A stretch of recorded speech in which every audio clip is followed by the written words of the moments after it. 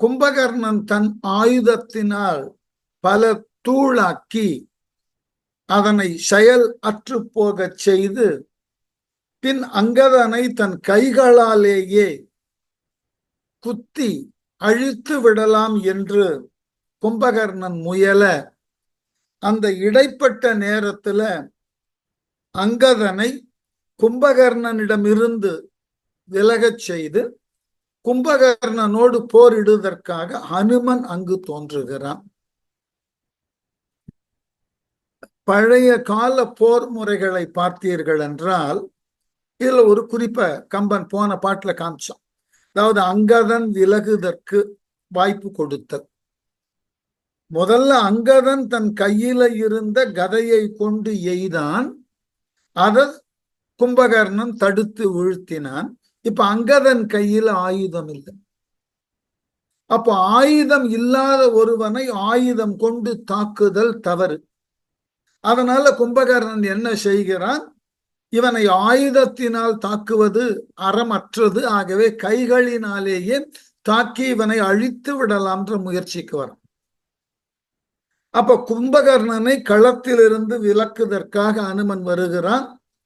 இவ்வாறு களத்திலிருந்து விலக்குவதற்கு யாரேனும் வந்தால் வந்தவன் தன்னை நிலைப்படுத்தி கொள்ளவும், யாரை விலக்கச் செய்கிறானோ அவன் விலகி போவதற்கும் எதிரில் இருக்கக்கூடிய வீரன் வாய்ப்பளிக்க வேண்டும். என்ன அழகான போர் முறை என்பதற்குத்தான் இது ஒரு சிறந்த எடுத்துக்காட்டு.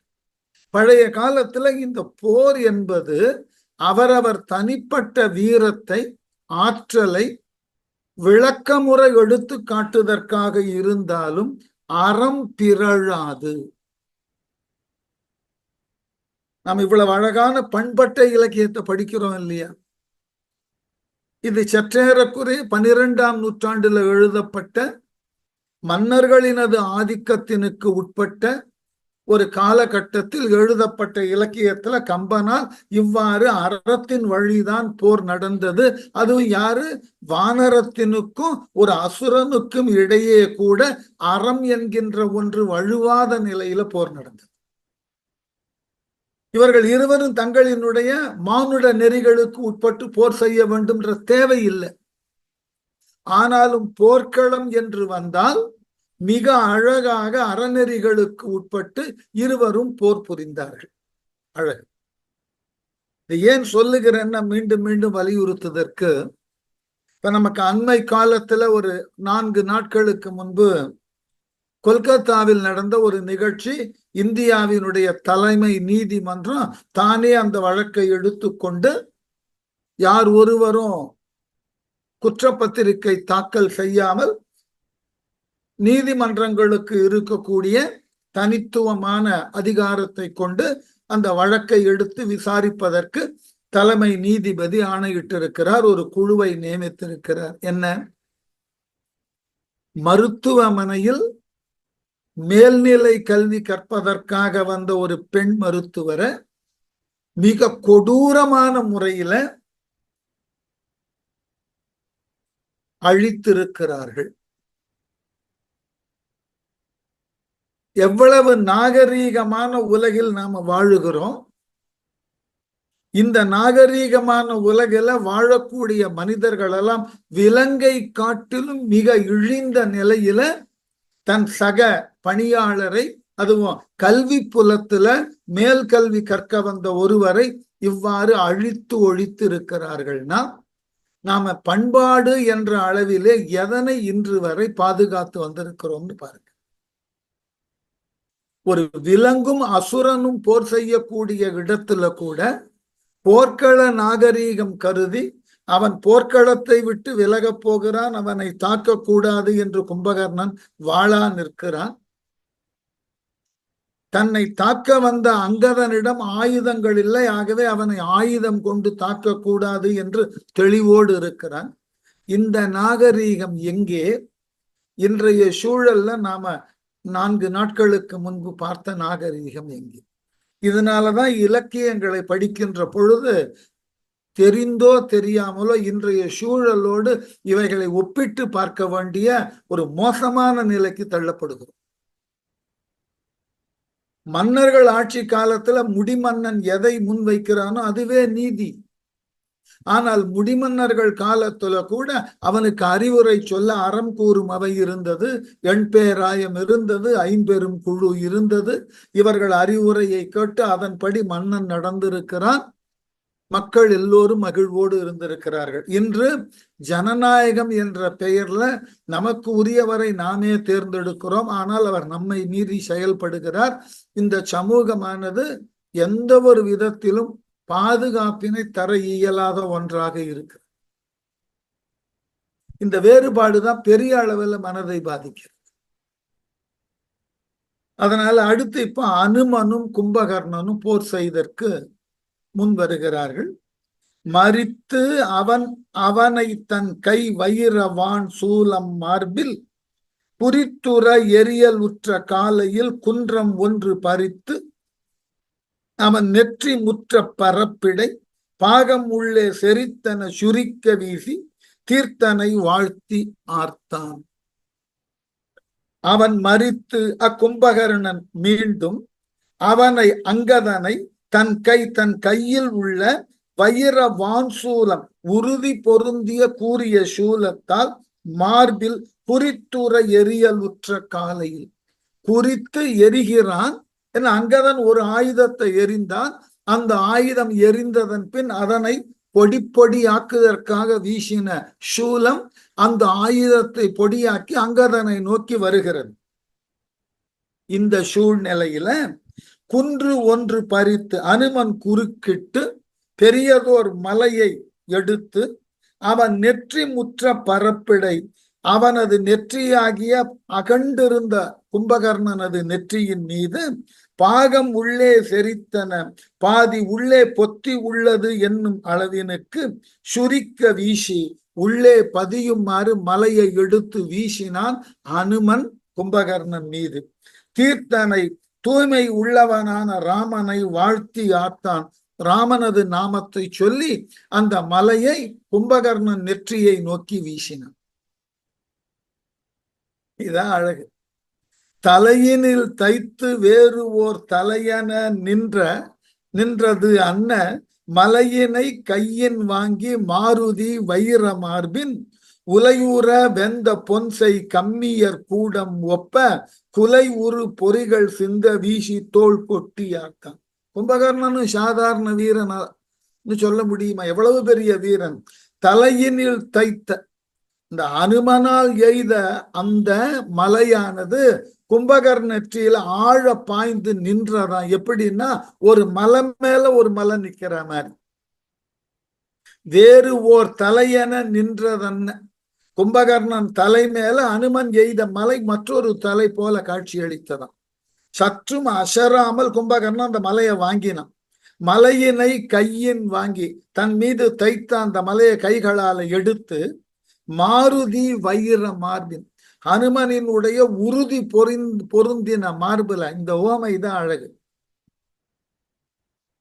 உலைவுற வெந்த பொன்சை கம்மியர் கூடம் ஒப்ப இரும்பு தொழில் செய்யக்கூடிய கம்மியர்கள் இருக்கிறார்கள் அல்லவா, அதாவது பிளாக் ஸ்மித் கொல்லர்கள். அவர்களது உலை கூடத்துல பல இடங்கள்ல அந்த நெருப்பு உருவாக்கி இருப்பார்கள். ஒவ்வொருவரும் அந்த நெருப்புல இரும்பை வாட்டி பனைக்கல்னு ஒண்ணு இருக்கும், அது மேல வைத்து சம்மட்டி கொண்டு அடிப்பார்கள். அந்த கூடத்தையே பார்த்தீர்கள் என்றால் எல்லா இடங்களிலும் அந்த நெருப்பு துகள் பறந்த வண்ணம் இருக்கும். அது போல அனுமனது மார்புல இந்த மலையை எரிந்த உடனே அனுமன் மார்புல பட்ட வேகத்துல அந்த மலையெல்லாம் சிறு சிறு துகளாக நெருப்பு பொறி பறந்த வண்ணம் கீழே விழுந்ததான். எது போல இந்த கொல்லர்களினது உலை கூடத்துல சிறு சிறு நெருப்பு திவலைகள் பறப்பது போல உலை உற வெந்த பொன்சை கம்மியர் கூடம் ஒப்ப. என்ன அழகான ஓமை! குலை உரு பொறிகள் சிந்தி அந்த தொகுதியாக பொருந்தின தீப்பொறிகள் சிந்தக்கூடிய அளவுல வீசி தோல் கொட்டி ஆர்த்தான். அனுமன் மீது அந்த மலையை மீண்டும் எரிந்து தன்னுடைய தோள்களை ஆரவாரமாக கொட்டி கொண்டு கும்பகர்ணன் ஆரவாரம் செய்தான். அவ்வழி வாலிசேயை அரிக்குல வீரர் அஞ்சார் வவ்வினர் கொண்டு போனார் மாருதி வானை முற்றும் கவ்வியது அணைய ஆங்குவோர் நெடுவரை கடிதின் வாங்கி எவ்வம் இல் ஆற்றலானை நோக்கி நின்று இணைய சொன்னான். ஏற்கனவே சொல்லியிருக்கேன், இந்த போர்க்களத்துல இந்த வீர வசனம் பேசுதல் என்பது தவிர்க்க முடியாதது. அதை இங்க என்ன பேசுறான் பாருங்க அனுமன்.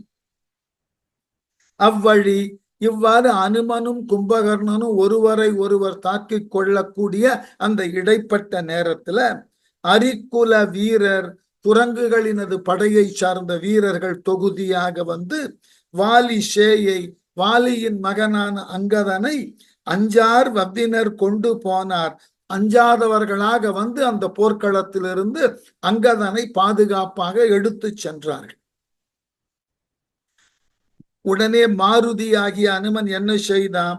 வானை முற்றும் கவ்வியது அணைய, வானத்தை முழுவதுமாக மறைக்கக்கூடிய அளவினுக்கு உரியதாகிய பெரியதோர் மலையை எடுத்து, ஆங்கு ஓர் நெடுவரை, அங்குள்ள ஒரு பெரிய மலையை எடுத்து கடிதின் வாங்கி ரொம்ப வேகமா எடுத்து எவ்வம் இல் ஆற்றலானை குற்றமற்ற வலிமை உடைய கும்பகர்ணனை பார்த்து இணைய சொன்னான். இச்சொற்களை பேச ஆரம்பிச்சு. இதெல்லாம் போர்க்களத்துல சகஜம். எரிகுவன் இதனை நின்மேல் இமைப்புறும் அளவில் ஆற்றல் மறிகுவது அன்றி வல்லை மாற்றினை எண்ணின் வன்மை அறிகுவர் எவரும் பின்னையான் உன்னோடு அமரும் செய்யேன் பிரிகுவன் உலகில் வல்லோய் பெரும் புகழ் பெருதி என்றான். என்ன அழகான ஒரு விளக்கம் பாருங்க. இந்த போர்க்களத்துல பெரியதாகிய புகழை நீ கும்பகர்ணா பெற வேண்டும்னா ரெண்டு வழி இருக்கணும். ஒன்று, இப்பொழுது நான் எரியக்கூடிய மலையை மட்டும் நீ தடுத்து வீழ்த்தி விட்டாய் என்றால் அதுக்கப்புறம் உன்னோட நான் போர் செய்ய மாட்டேன். அனுமனால் எரியப்பட்ட மலையை கும்பகர்ணன் தடுத்து நிறுத்திட்டான்னாலே உனக்கு புகழ். ஒரு கால் என்னால் எரியப்பட்ட மலையினால் நீ தாக்கப்பட்டு இறந்தாய் என்றால் போர்க்களத்தில் இறந்ததினால் வீர சொர்க்கம் கிடைக்கும். ரெண்டு விதத்திலையும் உனக்கு புகழ். முடிஞ்சா தடுத்து பாருன்னு மலையை எரிகிறான். வல்லோய், நல்ல வலிமை உடைய கும்பகர்ணனே, இதனை நின் மேல் எரிகுவன், இந்த பெரிய மலையை உன்மேல் நான் இப்பொழுது எரிய போகிறேன். இமைப்புறும் அளவில், கண்ணிமைக்கிற நேரத்துல வீசிட போறேன். ஆற்றல் மறிகுவது அன்றி உன் வலிமை மாய்ந்து போவது அல்லாமல் வல்லை மாற்றினை எண்ணின் விரைவாக இதனை தள்ளி அதிலிருந்து நீ தப்பித்து விட்டாய் என்றால் வன்மை அறிகுவர் எவரும், உன்னுடைய ஆற்றல உலகமே தெரிந்து கொள்ளும். யான் பின்னை உன்னோடு அமரும் செய்யன், அதுக்கப்புறம் நான் உன்னோட போர் செய்ய மாட்டேன். இதுதான் சோதனை. என்னால் எரியக்கூடிய இந்த மலையை தடுத்து விட்டாய் என்றால் நீ பெரிய வீரன் என்று நான் மட்டுமல்ல இந்த உலகமே அறிந்து கொள்ளும். அதுக்கப்புறம் உன்னோட போர் செய்ய நான் மாட்டேன். உனக்கு கொடுக்கக்கூடிய உயர் தகுதி அது. பிரிகுவன், அப்பால் சென்று விடுவேன். உலகில் பெரும் புகழ் பெருதி, நீ உலகத்தில் பெரும் புகழ் பெறுவாய். இதுல இருந்து என்ன பொருள்? என்னால் எரியக்கூடிய மலையை உன்னால் தடுக்க முடியாதுன்னு பொருள். உடனே இதை சொன்ன உடனே ஹனுமன் இப்படி சொன்ன உடனே கும்பகர்ணன் சும்மா இருப்பான? அவன் பதிலுக்கு சொன்னான், மாற்றம் அகுது உரைப்ப கேளா, மலை முளை திறந்தது என்ன கூற்று உரள் பகுவாய் விள்ள நகைத்து, நீ கொணர்ந்த குன்றை ஏற்றனன் ஏற்ற காலத்து இறை அதற்கு ஒர்க்கம் எய்தின் தோற்றனன் உனக்கு என் வன்மை சுருங்கும் என்று அரக்கன் சொன்னான். அவன் எவ்வளவு சமமான வீரம் பாருங்க. அனுமனே, நீ எரியக்கூடிய மலையை என்ன தடுக்க, அதை என்னால் தடுக்க முடியாமல் அதனால் நான் தாக்கப்பட்டு விட்டேன் என்றால் நானே என் தோல்வியை ஒத்துணுறேன். உன்னிடம் தோற்றதாக நானே ஏற்றுக்கொண்டு விடுகிறேன். எப்படியா? மாற்றம் அகுது உரைப்ப கேளா, அனுமனால் கூறப்பட்ட சொற்களை கேட்ட கும்பகர்ணன் மலை முளை திறந்தது என்ன, மலை குகையானது திறந்தது போல தனது பெரிய வாயை திறந்து பேசத் தொடங்கினான். கூற்று உரள் பகுவாய் விண்ண நகைத்து, கூற்றுவனோடு மாறுபட்ட யமனை காட்டிலும் பெரிய வாயை உடைய கும்பகர்ணன் வாயை திறந்து பெரிய குரல் எடுத்து சிரித்தானாம். சிரித்துட்டு சொன்னான், நீ கொணர்ந்த குன்றை, நீ கொண்டு வந்த பெருமலையை ஏற்றவனாய் ஏற்ற காலத்து, அவ்வாறு ஏற்ற காலத்தில் இறையதற்கு ஒர்க்கம் எய்தின். சிறிதளவாவது ஒர்க்கம்னா தளர்ச்சி. உன்னால எரியப்பட்ட மலை என் மேல பட்டு எனக்கு கொஞ்சமாவது தளர்ச்சி வந்துட்டதுன்னா உனக்கு தோற்றவனாவே. என் வன்மை சுருங்கும், என் வலிமையும் உன் வலிமைக்கு தாழ்ந்தது என்று நானே ஒத்துக்கொள்கிறேன் என்று அரக்கன் சொன்னான் என்று கும்பகர்ணன் சரி நான் அதற்கு சரி என்று வாக்கு கொடுத்தான். மாருதி வல்லையாகின் நில் அடா மாட்டாயாகின் பேருதி உயிர் கொண்டு என்று பெருங்கையால் நெருங்க விட்ட கார் உதிர் வைர குன்றை காத்திலன் தோள்மேல் ஏற்றான் ஓர் உதிர் 100 கூறாய் உக்கது எவ்வுலகும் உட்க. இப்படியா கும்பகர்ணன் சொன்ன உடனே அனுமனுக்கு கோபம். மாருதி ஹனுமன் அடா டேய்னா வல்லையாகினில் என்னை எதிர்க்கக்கூடிய ஆற்றல் வலிமை இருந்த எதிர்த்து நில் என்று சொல்லி கொண்டே, மாட்டாயாகின் என்னை எதிர்க்க முடியவில்லை என்றால் உயிர் கொண்டு பேருதி உயிரை கொண்டு அப்பால் போ என்று சொல்லிக் கொண்டே பெருங்கையால் நெருங்க விட்ட தனது பெரிய கைகளினால் அவனை நோக்கி அந்த மலையை வீசினான். கார் உதிர் வைர குன்றை, மேகங்கள் உதிர்வதற்கு காரணமான உறுதி வாய்ந்த மலைன்னா அவ்வளவு உயர்ந்த மலை அது. அதை எடுத்து கும்பகர்ணன் மீது எரிய காத்திலன் தடுத்து காத்திலனாய் தோள் மேல் ஏற்றான். தன் தோளின் மீது ஏற்றுக்கொண்டான் கும்பகர்ணன். எவ்வுலகும் உட்க, எல்லா உலகமும் அச்சப்படக்கூடிய அளவிலே ஓர் உதிர் 100 கூறாய் உக்கது. அது ஒரு முறை உதிர்கையிலே 100 பகுதியாக பொடி பொடியாக விழுந்தது. ஹனுமனால் எய்த மலை கும்பகர்ணனை ஒன்றும் செய்யவில்லை. இலக்கம் ஒன்று இன்றி நின்ற இயற்கை பார்த்து இவனது ஆற்றல் அளக்குறற்பாலும் ஆகா புலவரை அமரின் ஆற்றாம் துளக்குறும் நிலையன் நல்லன் சுந்தர தோழன் வாழி பிளக்கு மேல் பிளக்கும் என்ன மாருதி பெயர்ந்து போனான். என்ன அழகான இடம் பாருங்க. அனுமன் தன் தோல்வியை ஒத்துக்கொண்டு கும்பகர்ணனிடமிருந்து வெளியே போயிட்டான். இததான் நான் சொல்லுவது பண்டைய போர் முறையில அறம். என்னால் எய்யப்பட்ட மலையை நீ தாங்குவாயா பார், இல்லைன்னா ஓடி போன, இல்ல நான் தாங்குவேன் எரி என்று சொல்லி அதை தாங்கி அந்த மலை சுக்கு நூறாக ஆகக்கூடிய அளவுல கும்பகர்ணன் அதை எதிர்த்தான். உடனே அனுமன் என்ன உண்மையை புரிந்து கொள்ளுகிறான்? இவனை நம்மால் வெல்ல முடியாது என்ற முடிவுக்கு வந்துட்டான். எப்படி? இலக்கம்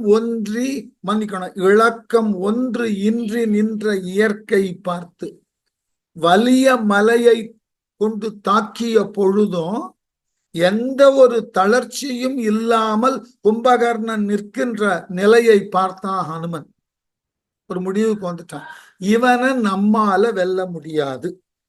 இவனது ஆற்றல் அளக்குறற்பாலுமாக, இவனுடைய வலிமையை இத்தகையது என்று அளந்து சொல்லக்கூடிய அளவினை காட்டிலும் அதிகமானது. அவன் கிட்ட நெருங்க முடியாது. யாரு? மாருதி சொல்றான். அனுமன் எவ்வளவு பெரிய தெளிவு பாருங்க. இவனுடைய வலிமை இத்தகையது என்று எண்ணி பார்த்து சொல்லக்கூடிய ஒன்றே அல்ல. குலவரை அமரின் ஆற்றா, கூட்டமாக உள்ள மலைகளும் போரில் இவன் வலிமைக்கு தாங்க மாட்டான். நான் ஒரு மலையை தான் எய்தேன், எத்துணை மலைகளை எடுத்து இவன் மீது எய்தாலும் இவனை ஒன்னும் பண்ண முடியாது. துளக்குறும் நிலையன் அல்லன், எவராலும் தளர்ச்சி அடைய செய்ய முடியாதவன். யார் போரிட்டாலும் இவனை ஒன்னும் பண்ண முடியாது. வேண்டும் என்றால் சுந்தர தோழன் வாழி, அழகான தோழினை உடைய ராமனது அம்பு வேண்டும் என்றால் இவனை தோற்கடிக்கும். வேறு எவன் ஒருவனாலையும் இந்த கும்பகர்ணனை தோற்கடிக்க முடியாது என்று பிளக்கு மேல் பிளக்கும் ராமனது அம்பு வேண்டும் என்றால் கும்பகர்ணனது மார்ப பிளக்கக்கூடியதாக இருந்தால் பிளக்கும். அதுவும் சந்தேகம்தான். பிளக்கு மேல் பிளக்கும், பிளந்து விடும் உறுதியா சொல்லல. ராமன் முயன்றால் வேண்டுமென்றால் இந்த கும்பகர்ணனது மார்பை பிளப்பதற்கு வாய்ப்பு இருக்கலாம். என்ன என்று சொல்லி மாருதி பெயர்ந்து போனான். அனுமன் கும்பகர்ணனை இனி தன்னால தாக்க முடியாதுன்னு இடம் பெயர்ந்து போனான். அப்போ முன்னணி வீரர்கள் எல்லாம் கும்பகர்ணனை ஒன்றும் செய்ய முடியவில்லை. கும்பகர்ணன் வானர படைகளை காட்டிலே தீ பற்றியது போலே பற்றி அழிக்க ஆரம்பித்தான்.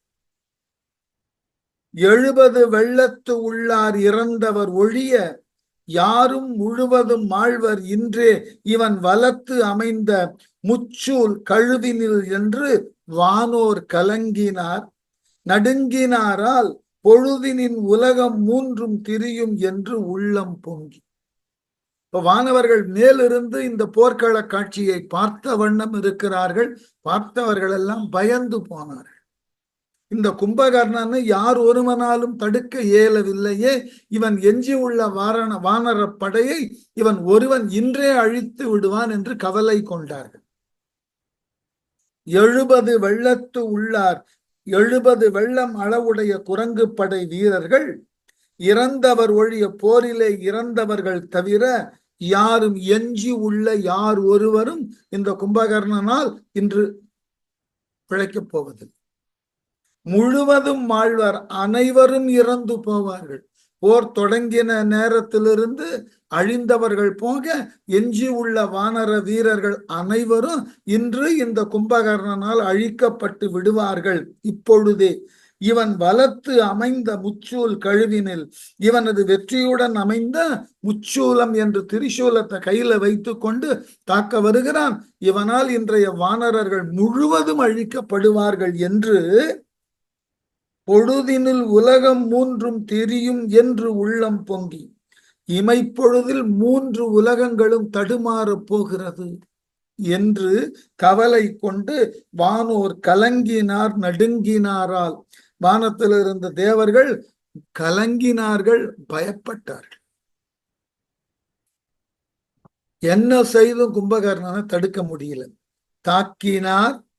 தாக்கினார் தம் கைத்தலம் சலித்தது அன்றி நூக்கினார் இல்லை, ஒன்றும் நோவு செய்தாரும் இல்லை. ஆக்கினான் களத்தின் ஆங்கு ஓர் குரங்கினது அடியும் இன்றி போக்கினான் ஆண்மையாலே புதுக்கினான் புகழை. அம்பா, என்ன அழகான இடம். தன் வீரத்தினால புகழை தோற்றுவித்துக் கொண்டே போனானா யாரு? கும்பகர்ணன். எப்படியாம்? தாக்கினார். கும்பகர்ணனை கூட்டமான குரங்கு படைகள் வந்து தாக்கின அர்த்தம். அவ்வாறு தாக்கிய குரங்கு படைகளை கைத்தலம் சலித்தது அன்றி, அந்த குரங்குகளினது கைகள் வேண்டுமானால் சலித்து போயின, ஓய்ந்து போயின. ஆனால் கும்பகர்ணனை அவர்களால் ஒன்றும் செய்ய முடியவில்லை. நூக்கினார் இல்லை, அந்த கும்பகர்ணன் அசைக்க கூட முடியலையா. ஒன்றும் நோவு செய்தாரும் இல்லை, எந்த வகையிலும் கும்பகர்ணனை பாதிக்கவே இல்லையா.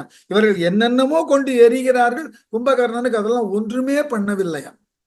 களத்தின் ஆங்கு ஓர் குரங்கினது அடியும் இன்றி, போர்க்களத்துல ஒரு குரங்கினது அடிச்சுவடு கூட இல்லாமல் அத்தனை குரங்கையும் அழிச்சான். ஆக்கினான் போக்கினான். போரை செய்தவனான கும்பகர்ணன் அங்க குரங்குகள் இருந்ததுன்ற சுவடே தெரியாத அளவினுக்கு அழித்து மண்ணோட மண்ணாக்கிட்டான்.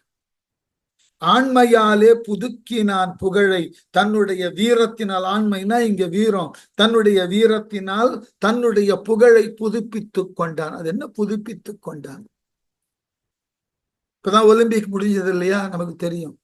யாரேனும் போன ஒலிம்பிக்ல ஒரு வீரன் ஒரு புதிய ரெக்கார்டை கிரியேட் பண்ணி இருந்தான்னா, அதே வீரன் இந்த ஒலிம்பிக்ல கலந்து கொண்டு சென்ற ஒலிம்பிக்ல அவனால் உருவாக்கப்பட்ட அந்த ரெக்கார்டை இவனே மாற்றி புதிய ரெக்கார்டை உருவாக்கினான்னா அதுக்குதான் பேர் என்னன்னா புதுக்கினான் புகழ். தன்னால் ஏற்படுத்தப்பட்ட ஒரு புகழ்மிக்க ஒரு செயலை இவனன்றி பிரிது ஒருவர் இல்லாமல் இவனே மீண்டும் அதனை தாண்டி செயல்பட்டான். அதுபோல இந்த கும்பகர்ணன் ஒவ்வொரு வானர வீரர் கூட்டத்தையும் அழித்து கொண்டு முதல் முறை கால் எடுத்த போது ஒரு 500 பேர்னா அதுதான் எல்லைன்னா அடுத்த செகண்ட்ல 1000 வானர வீரர்கள் ஆயிடுச்சு.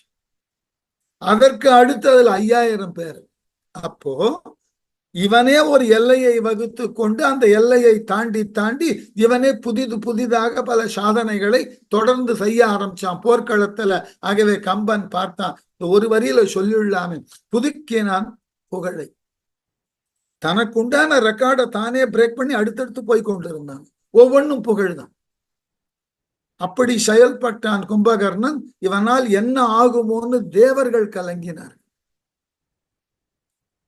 சங்கத்து ஆர்குரங்கு சாய தாபதர் என்ன தக்கார் இங்கு உற்றார் அல்லரோ தான் வேறும் ஓர் இலங்கை உண்டோ எங்குற்றார் என்று எடுத்து அழைத்து இமையோர் அஞ்ச துங்கத்தோள் கொட்டி ஆர்த்தான் கூற்றையும் துணுக்கம் கொண்டான். இன்னொரு இடத்துல கூற்றையும் ஆடல் கொண்டான்னு எழுதினான் கம்பன். இங்க கூற்றையும் துணுக்கம் கொண்டான்.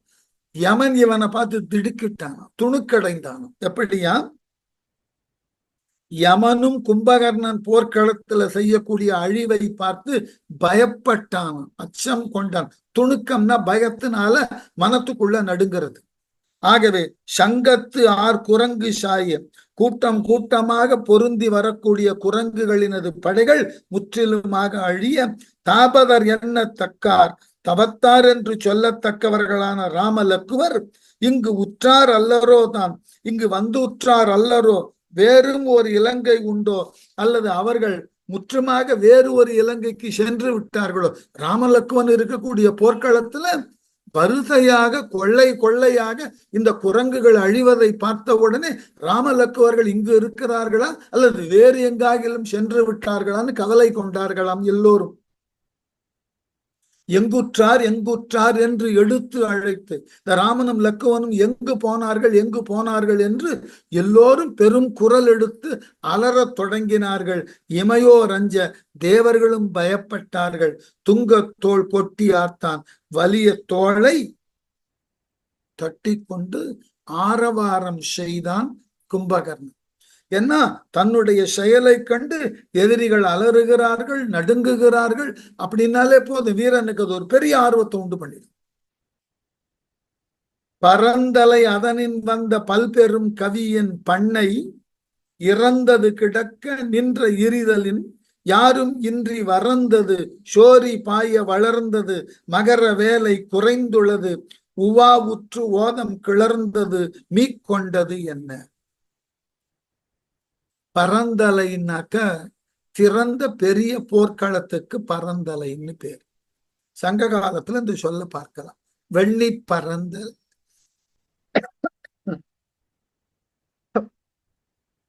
கரிகாலன் செய்த போர்க்களத்துக்கு பேரு முதல் போர் வெண்ணி பரந்தலை.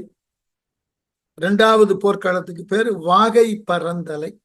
திறந்த வெளின்னு பேரு பரந்தலை போர்க்களம். பரந்தலை அதனின் வந்த போர்க்களமாகிய அதனது இடத்துல பல்பெரும் கவியின் பண்ணை, பலவாகிய எண்ணிக்கையில் இருந்த குரங்குனது கூட்டத்தை இறந்து கிடக்க, அப்படியே அழிந்து போக, நின்று இரிதலின் நின்ற குரங்குகள் தரிகட்டு ஓடத் தொடங்கின.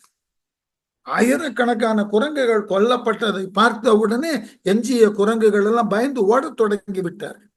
யாரும் இன்றி வரந்தது, போர்க்களத்துல இறந்த வானரர்களை தவிர வேறு ஒருவரும் உயிரோட இல்லை, எல்லாம் ஓடி போனார்கள். குறைந்துள்ளது மகர வேலை, மகர மீன்களை உடைய கடல் உவா உற்று ஓதம் கிளர்ந்து மீக்கொண்டது என்ன. முழு மதி நாளில் வெள்ளப்பெருக்கு மேல் பொங்குவது ஒப்ப சோரி பாய வளர்ந்தது ரத்தம் பாய்தனினால் கடலே அளவுல கூடி போயிற்று. அந்த அளவினுக்கு வானரர்களை கும்பகர்ணன் கொன்று குவித்திருக்கிறார். இந்த காட்சியை பார்த்த உடனே இளைய பெருமாளாகிய இலக்குவன் கும்பகர்ணனோடு போர் செய்ய வருகிறான். குன்றும் கற்களும் மரங்களும் குறைந்தன குரங்கின் வென்றி அப்பெரும் சேனை ஓர் பாதியின் மேலும் அன்று தேய்ந்தது என்று உரைத்தலும் அமரர் கண்டு உவப்ப சென்று தாக்கினான் ஒரு தனி சுமத்திரை சிங்கம். ஏண்டா அந்த போர்க்களம் பெரிய வெளி போல மாறியதுன்னா, இந்த குரங்குகள் எல்லாம் சுக்ரீவனது படை வீரர்களும் வாலி மகனாகிய அங்கதனும் அனுமனும் அந்த இடத்துல இருந்த மலைகளை கற்களை எல்லாம் எடுத்து எரிந்தாயிற்று. அவைகளெல்லாம் பொடி பொடியாக உதிர்ந்தும் போயிற்று. ஆகவே அந்த இடம் பறந்துபட்ட போர்க்களம் மாதிரி காட்சி அளித்தது. எழுதுறான் பாருங்க, குன்றும் கற்களும் மரங்களும் குறைந்தன. இந்த வானரங்கள் இவைகளை எல்லாம் பறித்து பறித்து எரிந்ததினால அந்த இடத்துல இந்த மூன்றும் இல்லாமல் போயின.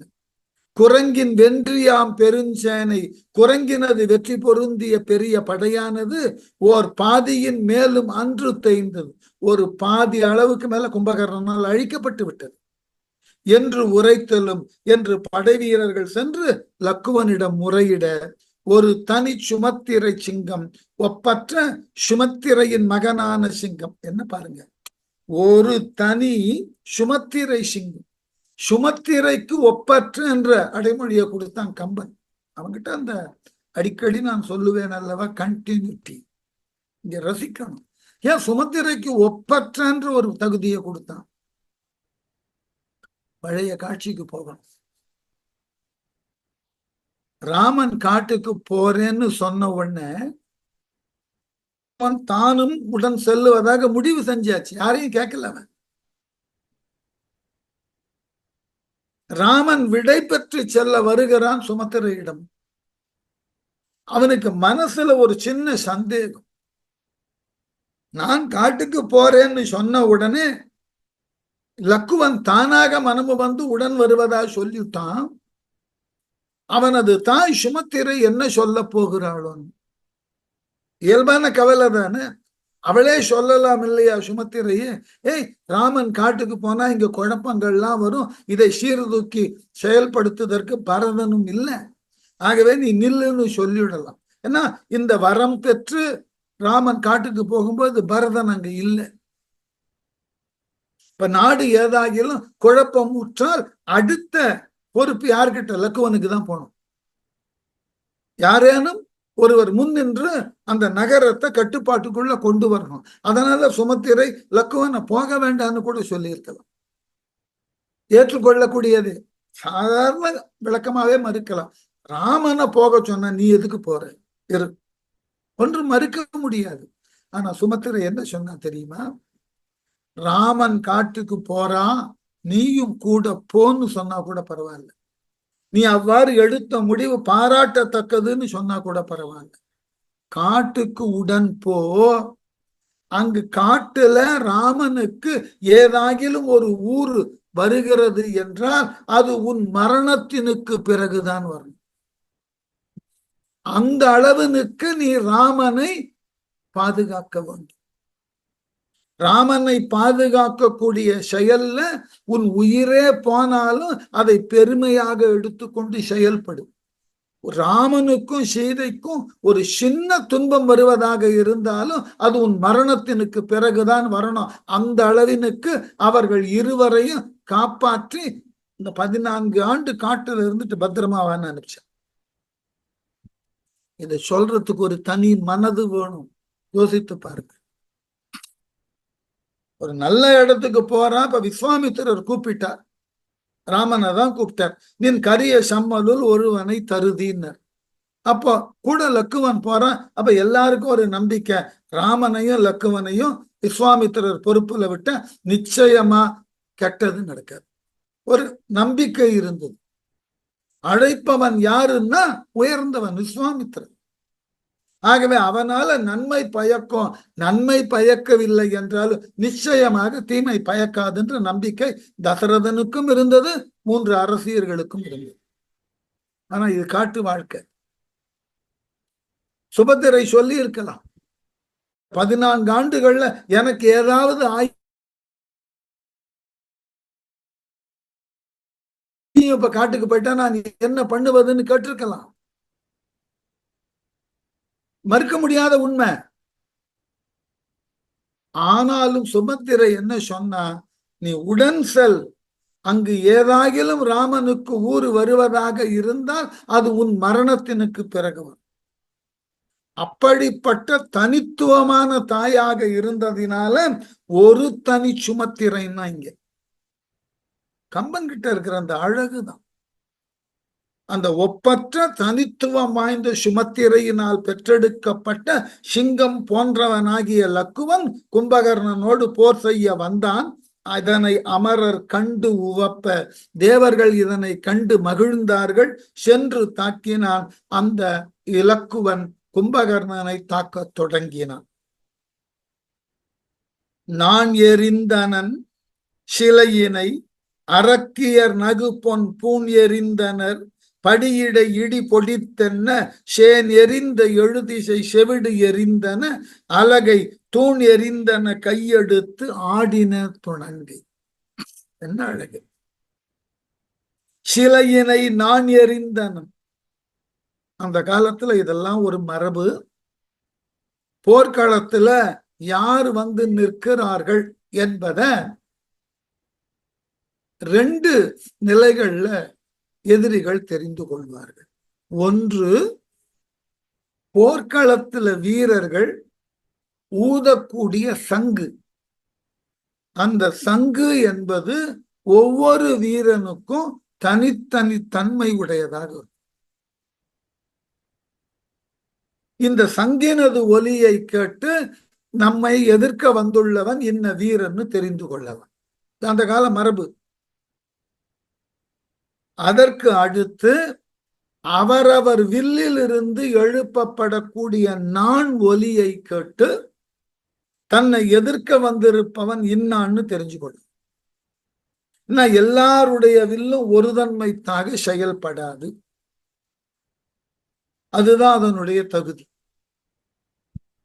அதனால இலக்குவன் என்ன செய்தான், சிலையினை நான் எறிந்தனன், கும்பகர்ணனை எதிர்க்க வந்துட்டு தன்னுடைய வில்லிலே பூட்டப்பட்ட நாண சுண்டினான். அந்த ஒலி அரக்கியர் நகு பொன் பூண் எறிந்தனர். அவ்வொலி கேட்டு அரக்கர்கள் இறந்தமையினால் இறந்தவர்களுடைய மனைவியர்கள் தங்கள் பொற்றாளிகளை எல்லாம் கழற்றி எறிந்தனர்.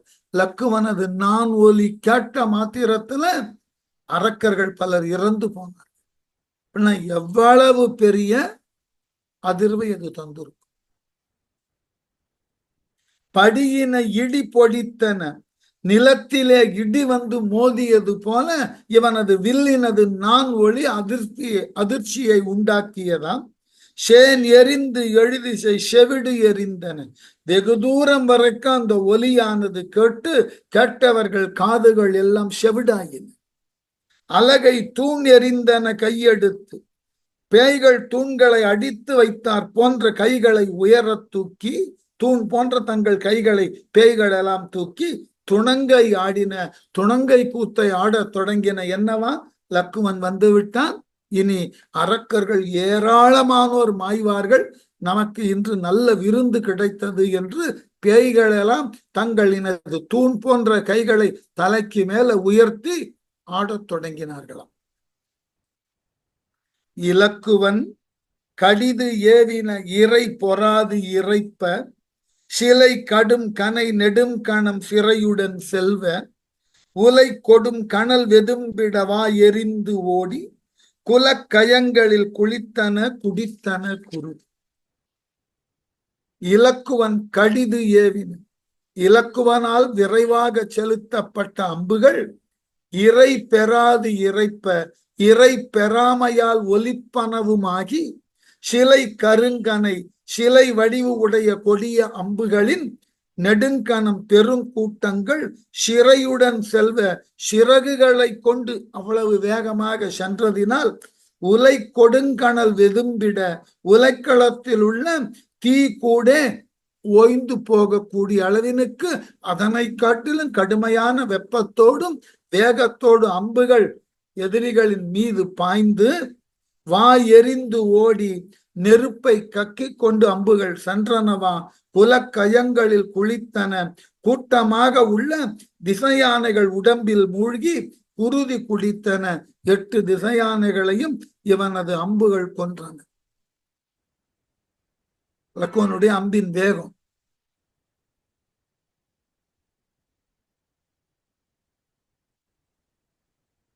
அலை புடைத்த வாழ் அறக்கரை சில கழுத்து அறிவ சில சிரத்தினை துணித்து அவை திசை கொண்டு செல்வ கொலை படைத்தவன் களத்திடை விழா கொடு போவ தலை படைத்தன போன்றனவால் நெடும் சாரங்கள். என்ன அழகான விளக்கம் பாரு.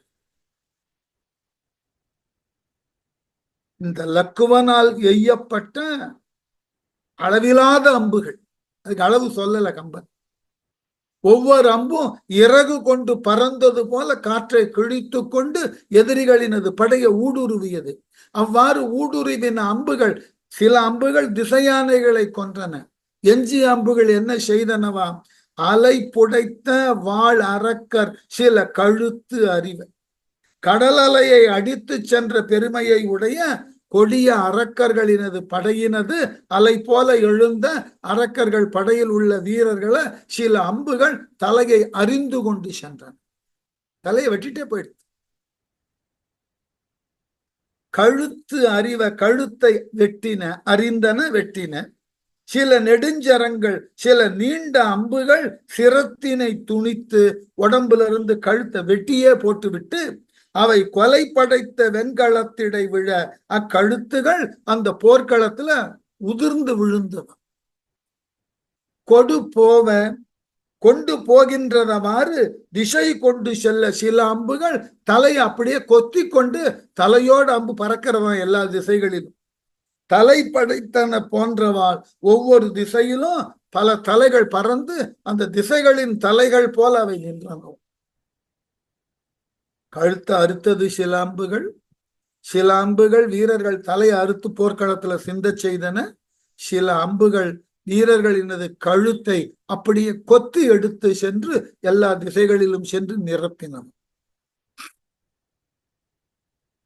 உரு பதங்கனை ஒப்பன சில கணை ஓடை பொறு பதங்களை உருவி மற்ற அப்புறம் போவ செருப்பதம் பெறா அரக்கர்தம் தலை பல சிந்தி பருப்பதங்கள் புக்கு ஒளிப்பன முளைப்புகு பாம்பி. ரொம்ப அழகான இடம். உரு பதங்களை ஒப்பன, வடிவம் சூரியனை ஒப்பனவாகிய சில கணைகள். சூரியனை போன்று கோடி பிரகாசமா கடுமையான வெப்பத்தோடு சில கணைகள் அரக்கர் படையை ஊடுருவினவா. ஓடை பொறு பதங்களை உருவி, முகபடாம் அணிந்திருக்க, ஓடைன்னா யானையோட முகபடாம், முகபடாம் அணிந்திருக்கக்கூடிய யானைகளினது நெற்றியை ஊடுருவி கொண்டு சென்று மற்ற அப்புறம் அது நடக்காத காரியம். யானையினது நெற்றியில பட்ட அம்பு நெற்றியை பிளந்து முதுகு வயிறு வழியாக போய் வெளியே வரணும். அப்படின்னா அந்த அம்பினுடைய வேகம் எவ்வளவுன்னு பாருங்க. அப்படி யானையினது முகபடாத்தின் வழி ஊடுருவி சில அம்புகள் செல்ல செருப்பதம் பெறா அரக்கத்தம் தலை பல சிந்தி. போர்க்களத்திலே காலடி வைத்திருக்காத அரக்கர்கள் பலரின் தலைகள் சிதறிய வண்ணம் அந்த அம்புகள் செயல்பட்டனவாம். முளைப்புகு பாம்பின், குகையில் புகக்கூடிய பாம்புகளைப் போல பருப்பதங்கள் புக்கு ஒளிப்பன. இந்த அம்புகள் மலைகளிலே புகுந்து ஒளிந்து போயின. அந்த அளவினுக்கு அம்பினது வேகம், அம்புகளினது எண்ணிக்கை தாங்க முடியல. மின் புகுந்தன பல் குழுவாம் என மிளிர்வ பொன் புகுந்து ஒளிர் வடிம்பின கடும் கனை போவ முன்பு நின்றவர் முகத்திற்கும் கடைக்குழை முதுகின் பின்பு நின்றவர் பிடர்க்கும் இவ்விசை ஒக்கும் பிறழா. பல் குழுவாம் மின் புகுந்தன என பல மின்னல்கள் கூட்டம் கூட்டமாய் புகுந்தது போன்று மிளிர்வ, எங்க பார்த்தாலும் அந்த மின்னல் அம்புகளினது தொகுதி மின்னலே பூமியில இறங்கினது போல அந்த போர்க்களத்துல ஊடுருவுகிறது லக்குவனது அம்புகள் மின்னலை போல. பொன் புகுந்து ஒளிர் வடிம்பின, பொன் போல விளங்கி ஒளிருகின்ற விளிம்புகளை உடைய ஒவ்வொரு அம்புக்கும் முன்னாடி பொன் துண்டை வைத்தது போல மின்னிக்கொண்டு வருகின்றன அம்புகள். கருங்கனை போவ கொடிய கனைகள் விரைந்து செல்லுவதினால் முன்பு நின்றவர் முகத்திற்கும், அந்த போர்க்களத்துல முன் நின்று போர் செய்யக்கூடிய தூசிப்படை வீரர்களினது முகத்திற்கும், கடைக்குழை முதுகின் பின்பு நின்றவர் பிடருக்கும், இந்த தூசிப்படைக்கு பின்னாடி நின்ற படை வீரர்களினது பிடரியிலும் இவ்விசை பிறழாவுக்கும் இந்த வேகத்தில் மாறுபடாமல் ஒத்து அமையும். என்ன சொல்ல வரார்? விட்ட வேகத்துல முன்னாடி நிக்கிறவனுடைய கழுத்துல பட்ட அம்பு அவனை துளைத்து கொண்டு இறுதியில நிற்கக்கூடிய வீரனது தோளையும் துளைத்து கொண்டு போயிற்று. அது எப்படி துளைத்ததுன்னு நினைக்கிறதுக்குள்ள அவ்வளவு வேகமா கழுத்துல பட்ட முன்வரிசையில இருந்தவன் கழுத்துல பட்டதற்கும் பின்வரிசையில நின்றவன் தோல்ல பட்டதற்கும் அந்த அம்பு எடுத்துக்கொண்ட நேரம் மிக மிக குறைவான நேரம். ஒரே நேரத்துல ஒரே அம்பு இந்த 2 இடத்திலும் தாக்கியது போன்ற உணர்வை கொடுத்ததான் அவ்வளவு வேகமாக விசையோடு லக்குவனது அம்புகள் போர்க்களத்திலே அழிவை செய்ய முன்வந்தன. போர்த்த பேரியின் கண்ணன காலத்தின் பொகுட்ட ஆர்த்த வாயன கையன ஆணையின் கழுத்த ஈர்த்த தேரன இவுளியின் தலையன எவர்க்கும் பார்த்த நோக்கன கலைந்தன லக்குவன் பகழி. இதையே நான் பல முறை சொல்லியிருக்கேன். இந்த துண்டு துண்டு சொற்களை கொண்டு கம்பன் அப்படி அழகா கட்டுவான். எப்படி வீடு கட்டுறவன் தனித்தனி சங்கலை வைத்து கொண்டு அழகான ஒரு சுவரை எழுப்புவது போல கம்பன் துண்டு துண்டு சொல்லை வைத்துக் கொண்டு மிக அழகாக ஒரு களத்தை வர்ணிக்கிறான் பாருங்க. இலக்குவன் பகழி, லக்குவனால் எய்யப்பட்ட அம்புகள் போர்த்த பேரியின் கண்ணன, போர்க்களத்துல பேரிகைன்னு டமரு வைத்திருப்பார்கள். போர்க்களத்துல அந்த டமருவை கொண்டுதான் மற்றவர்களுக்கெல்லாம் செய்தி அனுப்ப முடியும். அந்த டமருகளினது கண்ணு இருக்கு இல்லையா, கருப்பா கண்ணு போல பூசப்பட்டு இருக்கும். அவைகளை துளைத்து கொண்டு சென்றனம். காலத்தின் பொகுட்ட, காலம் என்கின்ற ஊது கொம்பினுடைய முனையில போய் தைத்தது. ஆர்த்த வாயின கையின, பிற கருவிகள் ஊதக்கூடிய வாயிலும் பிடித்த கையிலும் பாய்ந்தன. ஏன்னா போர்க்களத்துல இவைகள் தான் வீரர்களுக்கு சமிக்கைகள் தரக்கூடியன, சிக்னல்ஸ கொடுக்கும். இத முதல்ல அழிச்சுட்டா என்ன செய்வதுன்னு தெரியாது, யாருக்கும் செய்தியை தொடர்பு படுத்த முடியாது. அதனால இவைகளையெல்லாம் லக்குவனது அம்புகள் அழித்தனவா. ஆனையின் கழுத்த, யானைகளினது கழுத்துல பாய்ந்தன சில அம்புகள். ஈர்த்த தேரன, குதிரைகளை பூட்டின தேர்கள்ல போய் இந்த அம்புகள் பாய்ந்து தேரை செயல்பட விடாமல் தடுத்தன. இவுளியின் தலையன, குதிரைகளின் தலையிலே பாய்ந்தன. எவர்க்கும் பார்த்த நோக்கன, பார்க்கும் எவராயினும் பார்க்கக்கூடியவர்கள் கண்களிலே வந்து பாய்ந்தன. கலந்தன லக்குவனது அம்பு போர்க்களம் முழுவதும் வியாபித்து நின்று. எப்படி கும்பகர்ணன் பெரியதோர் அழிவை வானரப்படைகளுக்கு செய்தானோ தனி ஒருவனாக நின்று, அது போல லக்குவன் தனி ஒருவனாக நின்று தனது வில்லாற்றலினாலே அரக்கர்களினது படையை அடியோடு நிர்மூலப்படுத்த தொடங்கினான். அடுத்தது மறுப்பு இழந்தன களிறியலாம், வால் செவி இழந்த நெருப்பு உகும் கண்கள் இழந்தன, நெடும் கரம் இழந்த செருப்புகும் கடும் காத்திரம் இழந்தன, சிகரம் பொறுப்பு உருண்டனவாம் என தளத்திடை புரண்ட.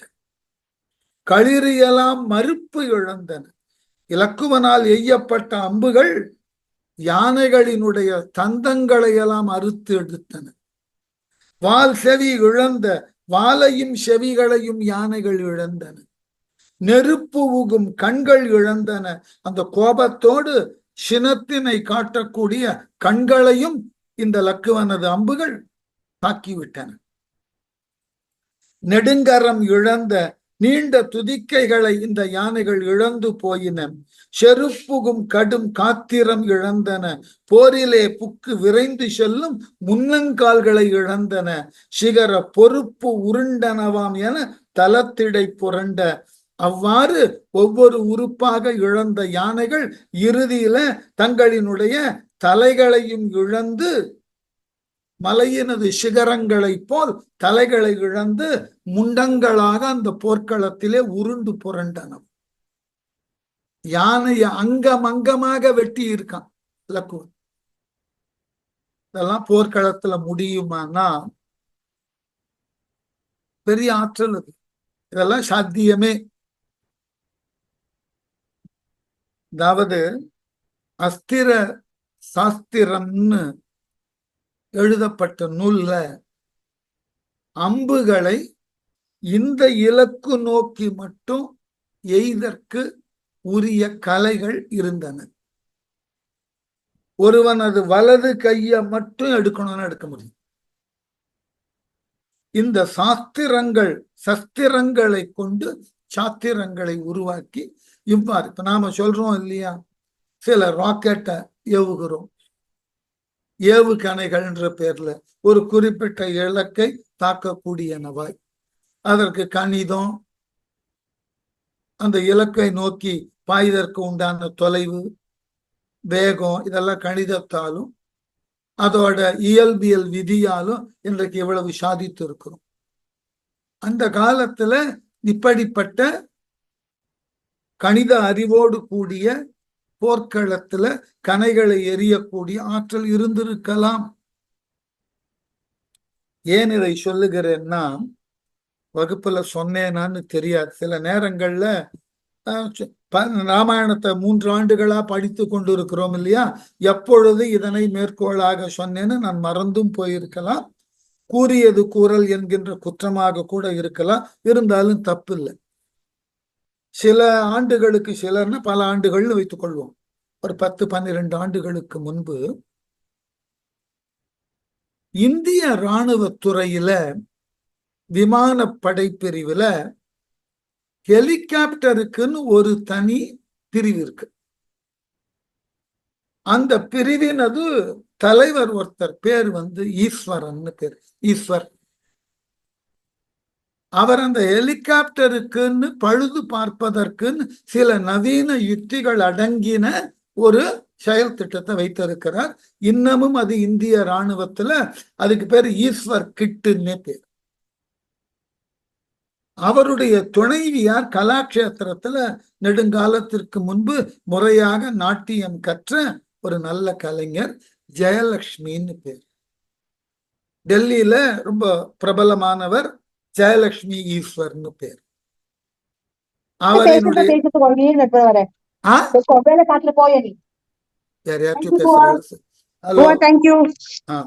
வேறு ஒரு சூழல்ல அவர்கள் என்ன செய்தார்கள், அந்த ஈஸ்வரன் இருக்கக்கூடிய அந்த விமான தளத்துல அந்த ஹெலிகாப்டரினுடைய படைப்பிரிவினுடைய 25வது ஆண்டு விழா, அதற்கு ஒரு நடன நிகழ்ச்சி செய்யணும்னு அவர்கள் முயன்ற பொழுது அவர்களுக்கு ஒரு புதிய யோசனை வந்தது. நம்ம இலக்கியங்கள்ல சொல்லப்பட்ட விமானங்களை எல்லாம் பற்றி, விமானம் பற்றின செய்திகளை எல்லாம் தொகுத்து நாம் ஏன் ஒரு நிகழ்ச்சியை தயாரிக்க கூடாது? அவர்கள் உள்ள தோன்றின ஒரு அழகான சிந்தனை. அத கணவர்கிட்ட சொல்லியிருக்கார். கணவரும் செய்யலாம், இதற்கு இயன்ற அளவு நிதி கொடுக்க முடியுமான்னு நாங்களும் பார்க்கிறோம். அது ஒரு பக்கம். அவர் என்னோடு தொடர்பு கொண்டார் டெல்லியிலிருந்து. 6 மாதம் இருக்கு, நாம் அதற்கு முன்னால் ஒரு வரையறுத்த ஒரு செயல் திட்டத்தை உருவாக்கிடணும், என்ன செய்ய போறோம்னு. அவர்கிட்ட நான் 1 வாரம் கால அவகாசம் கேட்டு தமிழ் இலக்கியங்கள்ல இருக்கக்கூடிய விமான செய்திகள் எல்லாத்தையும் திரட்டினேன். அப்படி திரட்டுகின்ற பொழுது எனக்கு ஒரு குறிப்பு ஒரு நூல்ல கிடைச்சது. வைமானிகா சாத்திரம் என்ற பெயர்ல கிமு 400ல பரத்வாஜர் என்பவர் எழுதின ஒரு நூல் இருக்கிறது. அந்த நூலை கர்நாடகால இருக்கக்கூடிய ஒரு பல்கலைக்கழகம் வெளியிட்டு இருக்கிறது. அந்த நூல் இப்பொழுது அங்கு கிடைக்குமா என்று தெரியவில்லை. ஆனால் அந்த நூல் அமெரிக்கால இருக்கக்கூடிய நம்முடைய இந்துக்களால் வழிபாடு செய்யக்கூடிய ஒரு கோவிலின் நூலகத்துல வைக்கப்பட்டிருக்கிறது. அமெரிக்கால வெங்கடாஜலபதி கோவில் ஒண்ணு இருக்கு. அந்த கோவிலை சார்ந்த ஒரு நூலகம் இருக்கு பிட்ஸ்பர்க்ல. அங்க இந்த நூல் இருப்பதை நான் பார்த்தேன் என்ற செய்தி ஒருவர் மூலமா எனக்கு கிடைச்சது. உடனே இந்த செய்தியை அந்த நடன கலைஞரோடு தொடர்பு கொண்ட போது, அதனால் என்ன தேடி பார்த்துருவோன்னு தேடி பார்த்து அந்த நூல் இருந்தத அவர்களிடம் சொல்லி ஜெராக்ஸ் அனுப்ப சொன்ன அனுப்பினார்கள். அந்த நூலை படித்து பார்த்த பொழுதுதான் தெரிந்தது, உண்மையிலேயே நாம வானவழியில அவ்வளவு பெரிய சாதனை செய்திருந்தோமா? புரியல. ஏனென்றால் இந்த வைமானிகா சாஸ்திரத்தை 6 பிரிவாக பிரித்து எழுதுகிறார் பரத்வாஜர். முதல்ல என்னன்னா, வானவெளியில 3 நிலைகளில் நாம் பயணிக்கலாம். அந்த 3 நிலைகளினது பயணத்தினுக்கும் தனித்தனி வான் பாதை இருக்கிறது. ஒரே பாதையில இந்த 3 விதமான பயணங்களை மேற்கொள்ள. எது 3 விதமான பயணங்கள்? தனி மனிதன் ஒருவன் பறக்கலாம், பறவையை போல. அதற்கு ஒரு குறிப்பிட்ட உயரத்துல அதற்கு பாதை இருக்கிறது, ஒரு லோயர் ஆல்டிடியூட்ல. அதற்கு பிறகு மானுடர்களால் இயக்கப்படக்கூடிய விமானங்கள், வானூர்திகள், வைமானிகம் பேர் கொடுத்த, அது செல்லக்கூடிய பாதை கொஞ்சம் மேல. அதற்கு பிறகு அழுத்தமும் விசையும் அதிகமாக கூடின விமானங்களும் தானியங்கி விமானங்களும் செல்லக்கூடிய பாதை. ஆச்சரியம் என்னவென்றால், அந்த நூல்ல படிச்சேன். பின்னர் ஒரு விமானியிடம் இதை கேட்கலாம்னு எண்ணின பொழுது ஈஸ்வரே வந்திருந்தார். அவற்றை கேட்ட பொழுது, ஆமா, இந்த நூல்ல சொல்லுவது போல 3 பாதைகளை நாங்களும் ஆய்வுகளிலே சொல்லுகிறோம். அதனால்தான் நமக்கு தெரியும். இப்ப நம்ம ஊர்ல சாதாரண விமானங்கள் இருக்கின்றன. தூத்துக்குடிக்கு செல்லக்கூடிய, சேலத்திற்கு செல்லக்கூடிய விமானங்கள் பாருங்க, மிக குறைவான உயரத்துலதான் பறக்கும். அதற்கு மேலாக அதனால் பறக்க முடியாத, அழுத்தம் தாங்காது. அதே போல நீங்கள் பார்க்கக்கூடிய 747 போன்று இருக்கக்கூடிய பிளேன்கள் எல்லாம் 35,000 45,000 அடி உயரத்துலதான் பறக்கும். அதை விட இப்போ அண்மை காலத்துல அந்த பிளேன் நிறுத்தப்பட்டு விட்டது. கன்கார்ட் பிளேன் 70,000 அடி உயரத்துல பறக்கும். இது இன்றைய நவீன வானூர்தியை பற்றின சித்தாந்தங்கள். இத கிமு 400 ஒருவர் எழுதுகிறார்னா யோசித்து பாருங்க. இதான் அடிப்படை. பல மேனாட்டு அறிஞர்கள் எல்லாம் தெளிவா முடிவு பண்ணி இருக்கிறார்கள். அந்த நூல்ல பார்த்தீர்கள் என்றால், அந்த நூலை பற்றி ஆய்வு செய்த பல மேனாட்டு அறிஞர்களினுடைய துறை, அவர்கள் பெயர் எல்லாம் கொடுக்கப்பட்டிருக்கும். கிட்டத்தட்ட ஒரு 8 பக்கத்துக்கு. அவர்கள் எல்லோரும் இது கண்டு ஆச்சரியப்பட்டு இருக்கிறார்கள். அதன் பிறகு அடுத்த நிலையில விமானத்தை செய்தற்கு உண்டான உலோகம், அதனது வடிவமைப்பு. இன்னமும் அந்த நிலையில்தான் விமானங்கள் செயல்படுத்தப்படுகின்றன என்பது ஆச்சரியம். இந்த மாதிரி பகுதி பகுதியாக பிரித்து கொண்டு அந்த வைமானிகா சாஸ்திரத்தை, ஆட்டோ பைலட்டிங்க பத்தி பேசுற, அது எப்படி நாம இன்னைக்கு சொல்றோம் இல்லையா, எஸ்கேப்பிங் வெலாசிட்டின்னு படிப்போம். வானவெளியில பிளேன் பறக்கிறதுக்கு காரணம் ஈர்ப்பு விசைக்கு எதிராக அது வேகமாக சென்றால்தான் அந்த வெலாசிட்டி விலகும், அது பறக்க முடியும், கீழே விழுந்துரும். இவற்றை பற்றி பேசுகிறார். ஏற்கனவே நாம லக்குவன் சொன்னதை நாம பார்த்தோம்.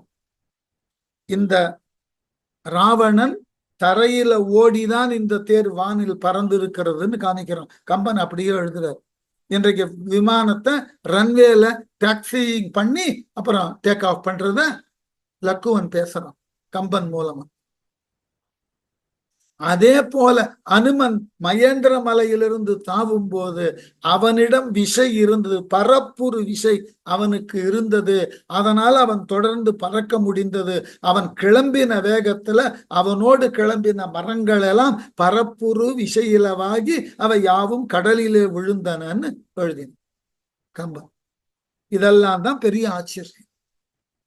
அப்படிப்பட்ட சூழல்ல இன்றைக்கு நாம சொல்லுவது போல பேர் வச்சான் பாருங்க, ஏவுகணை. மிசைல்ஸுக்கு தமிழ்ல கணைன்னா அம்புதானே தமிழ்ல. ஏவுகணை இந்த இலக்கை நோக்கி குறிப்பிட்ட வேகத்துல போய் தாக்குன்னு அனுப்பப்படக்கூடியது ஏவுகணை. அன்றைக்கு அம்புகளை குறிப்பிட்ட வேகத்துல செலுத்தி குறிப்பிட்ட இலக்கை தாக்கக்கூடிய முறை இருந்திருக்க வேண்டும். அதனாலதான் லக்குவன் எய்த அம்பு யானையினுடைய துதிக்கையை அறுக்க முடிகிறது, தந்தத்தை வெட்ட முடிகிறது, தலையை அறுக்க முடிகிறது. இதெல்லாம் அன்றைக்கு இருந்த போர்க்களத்தினுடைய அழகான செயல்பாடுகள். அதனாலதான் பொறுப்பு உருண்டனவாம் என தலத்திடை புரண்ட மலையினது சிகரத்தை வெட்டி வீழ்த்தியது போல இந்த யானைகளினுடைய தலைகள் எல்லாம் சிகரம் போல பூமியிலே உருண்டு விழுந்து அழிந்து போயின என்பதாக இன்று நிறுத்துவோம். அடுத்த